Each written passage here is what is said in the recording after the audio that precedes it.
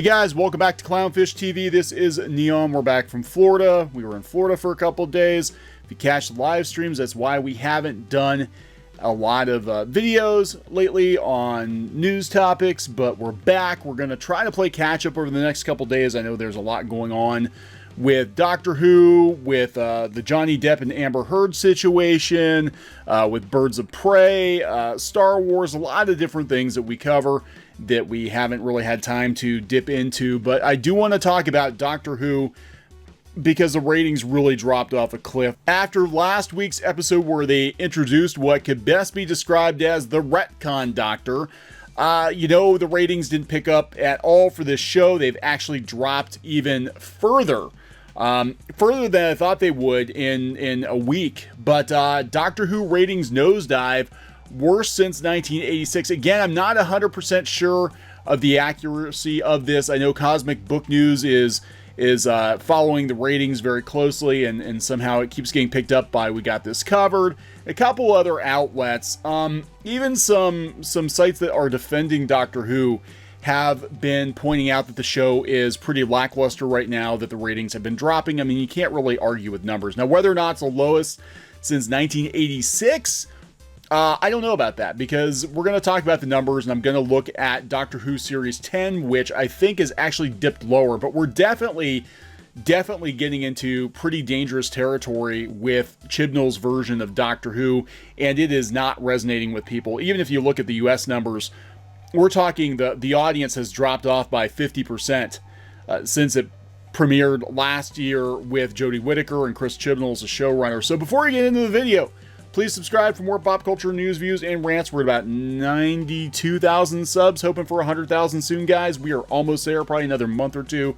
We'll get there. We really appreciate the support, absolutely, and thank you so much for those of you who were following us on our live streams when we're down in Florida. We actually got to meet a couple of you, which was pretty awesome. You guys tracked us down, so thanks for that. All right, Cosmic Book News. Doctor Who ratings nosedive, worst since 86. So this is coming from Cosmic Book News. Following last week's uptick, Sunday's episode nosedived as only 3.97 million viewers tuned in, which now marks Sunday's episode as the least viewed episode since 1986. Not 100% sure about that, but it is a troubling trend that Doctor Who is dropping seemingly week after week. The loss amounts to 240,000 viewers that decided not to tune in to the latest episode from the previous Sunday, and a 910,000 loss since the first episode of season 12. We're talking almost 1 million people have tuned out. There hasn't been any word of potential changes at the BBC in regards to the direction of the show, as the 13th Doctor, Jodie Whittaker, confirmed she'll be back for season 13. So 13 on 13 might be an unlucky 13 for this show, but would the BBC ever cancel Doctor Who? I don't think they ever would. I think that it would take something catastrophic. Well, I mean, the ratings are pretty catastrophic, right? But the BBC is publicly funded. I think there is, edutainment value to Doctor Who, which might be why they're pushing the edutainment angle. I'm going to do little air quotes there because I don't think it's edutainment so much as pushing politics at this point. But everybody is entitled to their own opinions on Doctor Who. Regarding the 7-day DVR viewing being better, viewers obviously skip the commercials, according to Cosmic Book News, which doesn't make advertisers happy, who, help pay the bills, except in this instance, Doctor Who is publicly funded, so ratings and viewership probably don't matter. Again, similar to what we just said, Doctor Who fans are not happy, again, coming from Cosmic Book News. Here are some of the posts on Reddit. I like Whittaker a lot. I find her great as the Doctor. The writing is not the best, but the only thing that really annoys me is the whole 3 companions thing. Yeah, the TARDIS is a little too full. I think it's not working for me. The actors have zero chemistry. I would completely agree with that. Same Doctor, 1 companion, and back to basics in writing.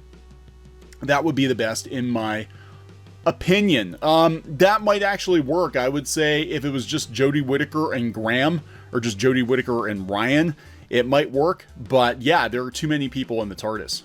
It's because the show is getting pretty much unwatchable. It's not because it's a female doctor either. It's because the showrunner is a clown who has no idea what he's doing. Clown, I don't know, but someone who's unfamiliar with the basics of science fiction, yeah, absolutely. Chibnall's strong suit is not science fiction. And I'm going to talk a little bit about that later, how pedestrian Doctor Who has become, how every episode takes place on Earth. You know, this narrative really died after the first 5 or so episodes. Admittedly, whenever people called out the SHIT writing and boring companions beforehand, someone would inevitably pop up with a bunch of ist names. You know, the usuals, misogynist, etc., etc. It's a shame the first female Doctor run is plagued by so many issues that have nothing to do with Whittaker. Even more so considering it came after Capaldi's run, which I consider the best of the series. At the end of it, I was excited to watch it every single Sunday, and 10 episodes later, Chibnall had me considering whether I should even bother checking out the new season. You know, here from We Got This Covered, you can see the drop-off. Spyfall, again, debuted much, much lower than even last season's finale, the New Year's special. Orphan 55 took a hit. The Tesla episode took another hit. Now, Fugitive of the Jadoon, we saw it pick up a little bit because we had Jack Harkness on board.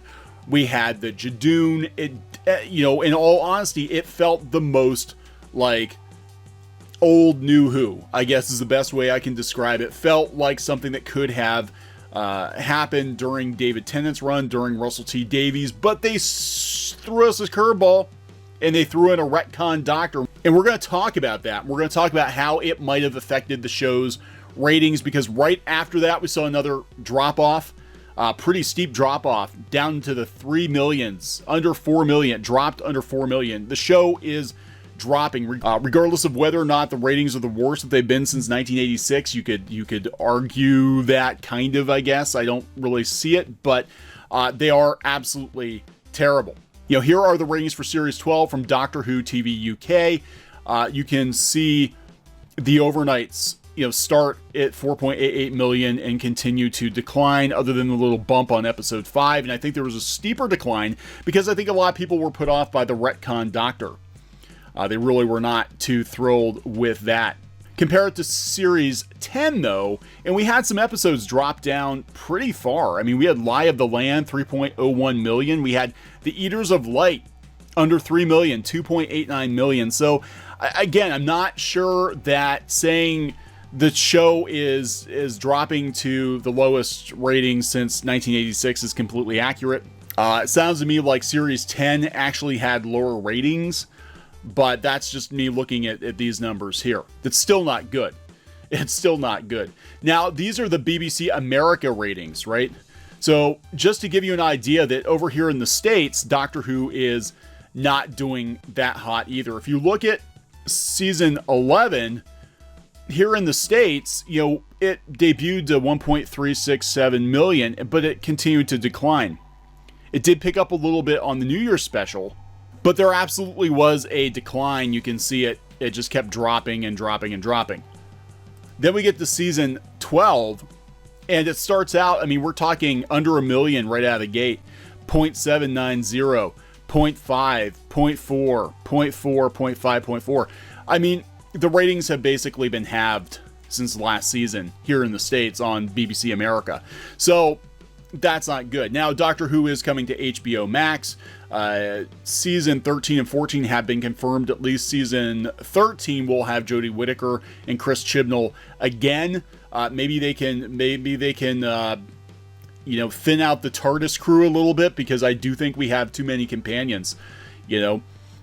So that's not the only problem, though. The ratings are declining because the show is not going in a direction a lot of people want the show to go in. And part of that could be the very pedestrian nature of Doctor Who, which I've talked about on multiple episodes. I said, look, it's not even having Jodie Whittaker in the TARDIS that's the issue for a lot of people. It's that the show feels kind of cheap and it feels kind of boring. And a lot of that is because the show is Earthbound. Even Radio Times is coming out and saying, why are all the episodes taking place on Earth? My personal opinion, it's cheaper. it's cheaper to have the shows take place on Earth than it was to do these really, you know, effects-laden episodes that we saw during David Tennant's run and Matt Smith's run, especially. Matt Smith's especially had a very cinematic feel to it. We were always on other planets doing all kinds of crazy stuff. Radio Times even says, so far this year's series has been set entirely on Earth. Is it a conspiracy or just a coincidence? In Jodie Whittaker's first Doctor Who episode, the newly minted 13th Doctor had a pretty good elevator pitch for her ethos, proclaiming she was sorting out fair play throughout the universe, but in recent adventures her ambitions seem to have become slightly more parochial. It is the magic school bus, except they don't really go anywhere cool. Alright? You see, despite possessing the ability to travel anywhere in time and space, fans have begun to notice in Doctor Who's current series, the gang have only visited Earth. Spyfall, Earth, Orphan 55. It was presented as an alien planet, but it wound up being Earth. Tesla, Earth. Fugitive of the Jadoon, Earth. And yeah, the next 2 episodes are also Earth. And out of these 8 episodes, 5 will have been primarily set on present-day Earth, albeit in slightly different locations. Frankly, we're beginning to wonder if the TARDIS has been secretly clamped. No, I think the budget has. I think the budget has been clamped. Outer space is expensive to film. So why is the Doctor so attached to Earth this series? Well, there's a few possibilities. Some fans have wondered whether this anomaly, combined with a recurring theme like DNA being rewritten and surprise teleports, hints toward a larger theme of the series, with a specific reason being planned for why the TARDIS is so set on returning to the same place. Maybe the Doctor has been exiled, again like her 3rd incarnation. No! It's money, I'm telling you. This is about money. So it looks like they're going to spend a little bit of money on the finale anyway. They're going to have a bunch of Cybermen. Again, this is a callback to Classic Who, Familiar Who. One of the biggest complaints about Series 11 was we didn't have enough established enemies. We didn't have enough established monsters. And, you know, so who's going to get the Cyberman treatment? They just did this with Bill, you know, 2 seasons ago. They turned Bill into a Cyberman, so maybe they'll pare down the TARDIS a little bit and turn a couple of the companions into Cybermen so we can just get on with things. I don't know. And again, Retcon Doctor. Retcon Doctor is making everybody angry. People don't think it's... People were upset that they threw a Retcon Doctor in there that just happened to be a woman of color, never mentioned before, just because they could, and a lot of people are angry because they're afraid that because they gave us a token woman of color in the TARDIS, that is going to be the one and only chance to see such a Doctor. So this is coming from theconversation.com. Outrage in cyberspace. They're talking about how their social media bubble, overwhelmingly, their particular bubble being very liberal, favored Joe Martin's appearance as the Doctor. Now, I want to disclaim this. I actually said I thought she was fine. I didn't like the idea of a retcon. I would not mind her being a future incarnation of the Doctor. I would not mind her being another Time Lord. I would not mind her having a semi-regular appearance on this series, maybe like Captain Jack and River Song did in previous appearances. The biggest problem I have is it was a huge retcon, and it seemed like the whole purpose of it was basically to give the finger to the longtime fans who had issues with Jodie Whittaker coming into the TARDIS. That is my personal opinion, but you put Joe Martin next to Jodie Whittaker, it becomes obvious who likes her job more. Again, just saying. So you might be surprised if you were to venture outside of the little social media bubble and go to the Doctor Who fan forums. You'd see quite a bit of backlash against what some perceive as the politically correct direction their favorite show has taken. The show and all it used to offer has been destroyed by politically correct writing and casting. Opinion, one fan. Another responded, it's not woke unless your idea of woke is it has a black woman in it. It's the blandest form of mainstream liberalism, but some internet talking heads treat it as if it was 50 minutes of Jodie Whittaker reciting the Communist Manifesto. The outrage of the anti-PC brigade has simultaneously fueled and been fueled by coverage in the mainstream media, echoing a populist press narrative that the series has become, in the words of the Daily Mail, a tiresome ordeal of political correctness since Whittaker assumed the role. The Sun reported this week that viewers balked at the program's unbearable political correctness as another female Doctor was revealed. So the article goes on to talk about how they think that might be tokenism. Like, oh, we got a black female doctor in the TARDIS, and we got our token black doctor, and that's going to be it. They said that the BBC bosses would rather cast a dog than a black actor in the role. In this context, Martin's casting as the first black female doctor seems particularly significant, but her doctor is not the series lead. Progressive voices in fandom have sometimes suggested that when Whittaker eventually leaves the series, her successor may be a woman of color. There now may be those who fear that her retcon doctor has ticked both of the boxes, and they'll just go back to a white male lead. Oh, we can't do that, because that's just not right for the doctor. But yeah, I understand where they're concerned, because they're like, we had one shot, they shoehorned her in there. We'll see her once or twice, she'll disappear forever, and that is it. That is it. But, I think that throwing a huge retcon into a show whose ratings are declining at a shocking rate is not a good idea. I don't think it's a good idea, because we saw what happened directly after the week that they decided to retcon Doctor Who. We dropped off significantly.